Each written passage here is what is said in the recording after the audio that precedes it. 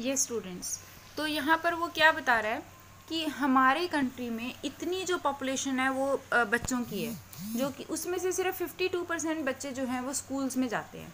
अगर वो सभी बच्चे स्कूल में जाना स्टार्ट कर दें तो क्या होगा, हमें मोर स्कूल्स अरेंज करने पड़ेंगे, टीचर्स अरेंज करने पड़ेंगे, बिल्डिंग्स अरेंज करनी पड़ेंगी। और उन एक स्कूल में सिर्फ टीचर्स ही तो नहीं जाते, टीचर्स के अलावा और बहुत सारे स्टाफ मेंबर्स चाहिए होते हैं, लेबर क्लास चाहिए होती है, जो आयाज हैं या फिर ड्राइवर्स हैं, इसके साथ साथ स्वीपर्स हैं, सब कुछ चाहिए।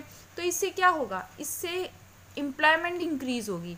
अ study conducted by the planning commission estimate that nearly 20 lakh jobs can be created in the education sector alone. कि सिर्फ और सिर्फ एजुकेशन सेक्टर को अगर हम देखें तो हमें 20 लाख लोगों को जॉब और अरेंज कर सकते हैं। ऐसे ही हेल्थ सिचुएशंस में अगर हम हॉस्पिटल्स इंक्रीज़ करते हैं तो डॉक्टर्स इंक्रीज़ करने पड़ेंगे, नर्सेज, हेल्थ वर्कर्स एक्सेट्रा। तो इन सब के से क्या होगा, एम्प्लॉयमेंट अपॉर्चुनिटीज़ इंक्रीज़ होंगी। तो कहने का मतलब ये है कि अगर हम अपने कंट्री के अंदर एम्प्लॉयमेंट अपॉर्चुनिटीज़ को इंक्रीज़ करना चाहते हैं तो हमें फैसिलिटीज़ को इंक्रीज़ करना पड़ेगा, हमें अपॉर्चुनिटीज़ को इंक्रीज़ करना पड़ेगा, both in rural areas as well as in urban areas.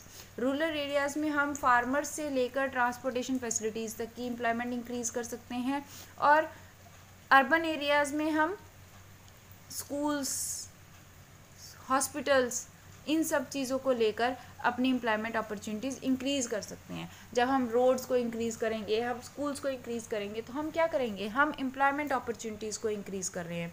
Every state और region has potential for increasing the income and employment for people in that area. Every state और region, हर state और region में potentiality है कि वो अपने school में, अपने एरियाज़ में, अपने अर्बन एरिया, अपने विलेज एरिया में लोगों को एम्प्लॉयमेंट अपॉर्चुनिटीज़ इंक्रीज़ कर सके। इट कुड बी टूरिज़म, ये टूरिज़म हो सकती है, ये रीजनल हैंडीक्राफ्ट हो सकता है, इन रीजनल क्राफ्ट इंडस्ट्री हो सकती है, न्यू सर्विसेज जैसे आईटी सेक्टर, कंप्यूटर सेंटर्स हो सकते हैं। Some of these would required proper planning and support. और इसके लिए क्या चाहिए, प्रॉपर प्लानिंग चाहिए और गवर्नमेंट की सपोर्ट चाहिए। For example, same study by the planning commission says that if tourism as a sector is improved, planning commission क्या कह रहा है कि अगर हम टूरिज़म को इंक्रीज़ कर रहे हैं, every year we can give additional employment to more than 35 lakh. तो हम मोर देन 35 लाख पीपल्स को एडिशनल एम्प्लॉयमेंट इंक्रीज़ कर सकते हैं। We must realise that some of the suggestion discuss above would take a long time to be implement.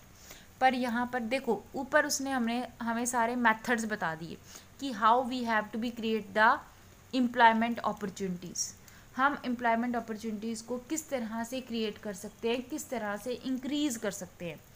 But वो कहता है ये सब डिस्कशंस हमने की हैं, but it take a long time to be implement. इनको इम्प्लीमेंट करने में, इनको तैयार करने में, ये सब कुछ अरेंज करने में एक लॉन्ग टाइम चाहिए हमें। एक शॉर्ट टाइम पीरियड में हम ऐसा नहीं कर सकते। For the short term we need some quick measures. Short term के लिए हमें कुछ क्विक मेजर्स चाहिए।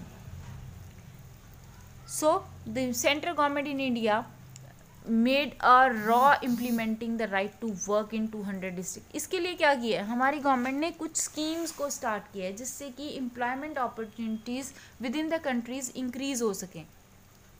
जैसे है हमारे पास राइट टू वर्क, ये स्कीम थी जो कि कंट्री की गवर्नमेंट के द्वारा 200 डिस्ट्रिक्ट्स में ऐड की गई, and then extended to an additional 130 district, और फिर 130 डिस्ट्रिक्ट और में स्टार्ट की गई, यानी टोटल 330 डिस्ट्रिक्ट्स में इसको स्टार्ट किया गया।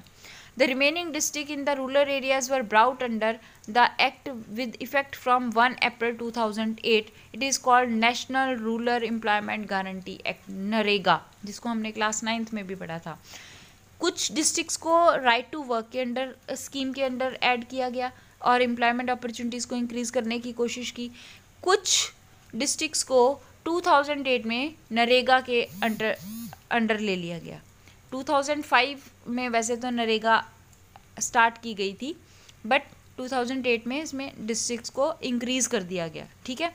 चलिए, तो अब नरेगा क्या है? नरेगा एक एम्प्लॉयमेंट गारंटी एक्ट है। All those who are able to and are in need of work are guaranteed 100 days of employment in a year by the government. Government क्या गारंटी दे रही है कि जिनके पास जॉब नहीं है उनको कम से कम साल में 100 दिन की एम्प्लॉयमेंट प्रोवाइड करवाने की कोशिश करेगी, और अगर गवर्नमेंट ऐसा नहीं कर पाती तो गवर्नमेंट उनको अनएम्प्लॉयमेंट अलाउंसेस देगी, बेरोजगारी भत्ता देगी। This type of work that would be in future help to increase the production from land will be given preference under the act. और इसमें क्या किया गया कि गवर्नमेंट उनको प्रोडक्शन इंक्रीज करने की हेल्प कर रही है, ठीक है। तो इस तरह से गवर्नमेंट ने इन मेथड्स के थ्रू क्या किया, एम्प्लॉयमेंट अपॉर्चुनिटीज़ को इंक्रीज़ करने की कोशिश की विद इन द कंट्री। और अगर हम अपने कंट्री की एम्प्लॉयमेंट अपॉर्चुनिटीज़ को इंक्रीज़ करते हैं तो हम प्राइमरी, सेकेंडरी, टर्शरी तीनों सेक्टर्स को इम्प्रूव कर रहे हैं, as well as we also able to improve the GDP of our country. हम अपनी कंट्री की ग्रॉस डोमेस्टिक प्रोडक्शन को इंक्रीज़ करने में सक्सेसफुल हैं। So all these things are very much necessary for us. ये सब कुछ हमारे लिए बहुत ज़रूरी है। ओके, चलिए, दैट्स इट फॉर टुडे।